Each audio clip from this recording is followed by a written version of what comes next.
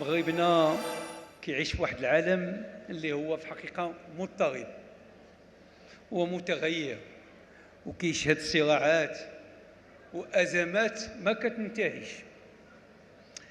ولكن الحمد لله بلادنا هو كيعيش في الظروف، ولكن بلادنا كتشهد استقرار ومسيرة تنموية حقيقية بفضل الرؤية الملكية المتبصرة ودبلوماسية صاحب جلالة الحكيمة.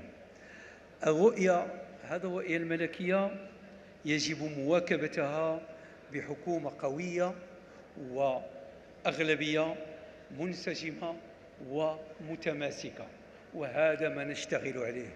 وهذا علشان كنقول للسادة الوزراء والسادة المناضلين والسيدات الوزراء والسيدات المناضلات والسيد رئيس المجلس النواب اللي حاضر معنا يعني في هذا الاجتماع أنه الصبر الصبر الصبر.